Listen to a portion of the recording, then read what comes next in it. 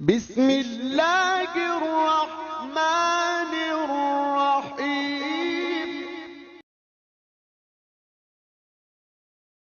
السلام علیکم دوستو، کیا حال ہے؟ ٹھیک ٹھاک ہو؟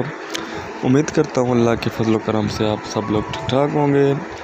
دوستو، آپ نے اگر میرے چینل کو ابھی تک سبسکرائب نہیں کیا تو جلدی سے میرے چینل کو سبسکرائب کر دیں تاکہ ہر روز آنے والی ویڈیو آپ کو مل سکے۔ تو دوستو، ویڈیو کی جانب بڑھتے ہیں۔ تو آج کا جو ٹاپک ہے وہ ہے کہ حاملہ جانوروں سے دودھ کی زیادہ پیداوار کیسے حاصل کریں۔ تو آج یہ ویڈیو شروع کرتے ہیں۔ جیسے کہ میں پچھلی ویڈیو میں بتا چکا ہوں، متوازن خوراک نہ ملنے سے جانور کی صحت تباہ ہو جاتی ہے اور یوں اس کے دودھ اور گوشت کی پیداوار میں کمی واقع ہوتی ہے اور آپ کے ڈیری کے کاروبار میں بھی رکاوٹ بن جاتی ہے۔ اور اس کے بارے میں غذائی ضروریات بھی بتائیں گے۔ حاملہ جانور کے آخری 2 ماہ کی غذائی ضرورت یہ ہے کہ اب تھوڑا سا جانور کے حمل کے حساب سے کچھ ضروری ہدایت دیتے ہیں آپ کو۔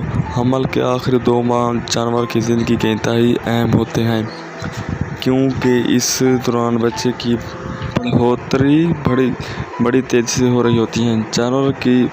جانور کو اپنی جسمانی توانائی بحال کرنی ہوتی ہے جو اس نے دودھ دینے کے دورانیے میں اپنے جسم سے خارج کی ہوئی ہوتی ہے۔ اس توانائی کو استعمال کرتے ہوئے بچہ دینے کے بعد دوبارہ دودھ کی زیادہ پیداوار دینے کے قابل ہوتا ہے۔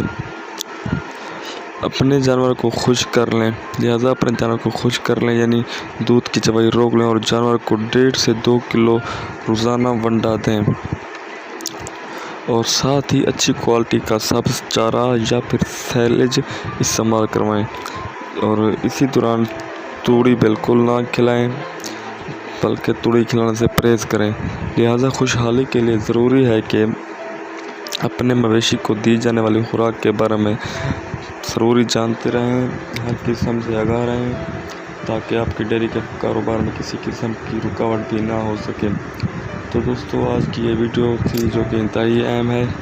تو اگر ویڈیو اچھی لگے تو کمنٹس اور لائک ضرور کریں تاکہ آپ کو مزید ایسی ویڈیو آپ کے سامنے پیش کر سکیں۔